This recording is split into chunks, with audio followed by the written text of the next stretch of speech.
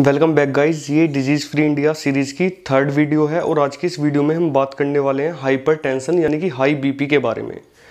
तो जब हम ब्लड प्रेशर मेज़र करते हैं तो उसे दो तरह से हम मेज़र करते हैं, साइस्टोलिक और डायस्टोलिक बीपी हम लेते हैं, जिन्हें हम अपनी डेली लैंग्वेज में ऊपर का बीपी और नीचे का बीपी बोल देते हैं। तो अगर हम बीपी की स्टेज के बारे में बात करें तो अगर आपका साइस्टोलिक बीपी 110 से 120 के बीच में है और डायस्टोलिक बीपी 70 to 80 के बीच में है तो आपका बीपी नॉर्मल है।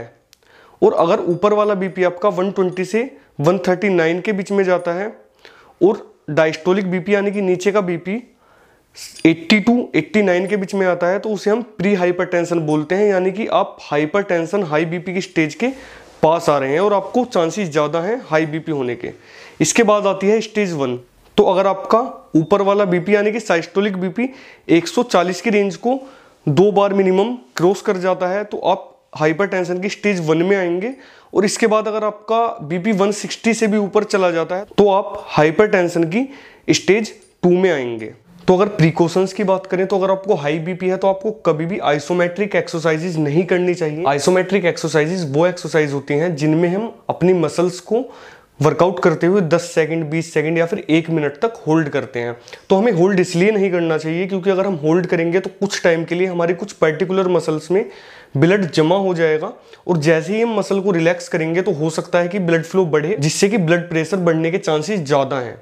अगर आपको हाई बीपी की प्रॉब्लम है तो आपको वर्कआउट से पहले वार्म अप और वर्कआउट के बाद कूल डाउन जरूर करना चाहिए। वार्म अप हमें इसलिए करना चाहिए वर्कआउट से पहले क्योंकि जो हमारी मेडिसिन हाई बीपी में चलती हैं वो हमारे ब्लड प्रेशर को एबनॉर्मली ड्रॉप कर देती हैं। तो सपोज आप अगर एकदम से वर्कआउट करते हैं और हाई इंटेंसिटी पे आप अपना वर्कआउट करते हैं तो हो सकता है कि आपका ब्लड प्रेशर उस टाइम पे ड्रॉप हो रखा हो काफी और उससे आपको प्रॉब्लम हो सकती है। और कूल डाउन हमें इसलिए करना चाहिए क्योंकि अगर आप कूल डाउन नहीं करते हो, डायरेक्ट हाई इंटेंसिटी वर्कआउट के बाद रेस्ट पर चले जाते हो तो हो सकता है कि आपका ब्लड प्रेशर एकदम से ड्रॉप हो और वो भी आपके लिए ठीक नहीं है।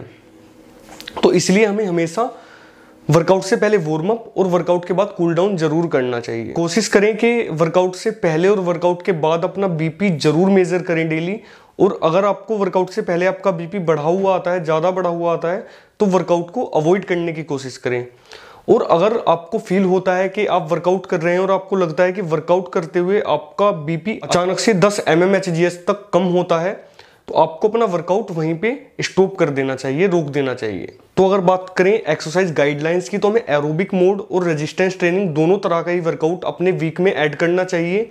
और जो हम रेजिस्टेंस ट्रेनिंग करेंगे यानी कि हम वेट ट्रेनिंग करेंगे उसमें हैवी वेट लिफ्ट ना करते हुए हमें ये ध्यान रखना है कि हम लोअर वेट के साथ हैवी रैप्स यानी कि 12, 15, 20, 25 रैप लगाएं। एक्सरसाइज ऐसी हो जिनमें हमारी ज़्यादा से ज़्यादा मसल्स इंगेज हो पाएं।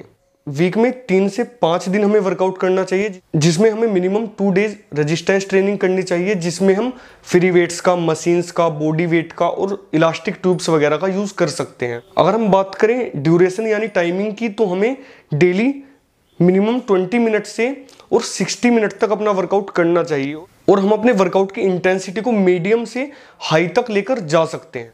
हाई बीपी में वर्कआउट करना आपके लिए बहुत ज़्यादा बेनिफिशियल हो सकता है क्योंकि जब आप वर्कआउट करते हैं तो आपकी मसल्स के साथ साथ आपके जो ब्लड वेसल्स हैं उनका साइज भी थोड़ा सा फूल जाता है, जिसकी वजह से उनका पेरिफेरल रेजिस्टेंस कम हो जाता है, यानी कि जो ब्लड फ्लो की वजह से हमारी ब्लड वेसल्स पर प्रेशर पड़ता है वो कम हो जाता है और इसकी वजह से हमारा जो ब्लड प्रेशर है वो रिड्यूस होता है, जिसे हम PEH यानी कि पोस्ट एक्सरसाइज हाइपोटेंशन बोलते हैं। तो वर्कआउट के बाद आपका जो ब्लड प्रेशर है वो साइस्टोलिक बीपी यानी कि ऊपर वाला बीपी 15 और डायस्टोलिक बीपी 4 mmHg तक ड्रॉप हो सकता है। और ये जो PEH है पोस्ट एक्सरसाइज हाइपोटेंशन है ये लगभग 22 घंटों तक वर्कआउट के बाद रहता है। इसी के साथ साथ अगर आप रेगुलर एक्सरसाइज करते हैं तो आपका जो साइस्टोलिक ब्लड प्रेशर है वो 2 mmHg से 6 mmHg तक कम होता है। तो क्योंकि हाइपरटेंशन में एक्सरसाइज आपके बीपी को डायरेक्टली ड्रॉप करती है तो हम ये भी कह सकते हैं कि एक्सरसाइज करने का हाइपरटेंशन में सिर्फ बेनिफिट ही नहीं है बल्कि एक्सरसाइज मेडिसिन का काम करती है हाइपरटेंशन में।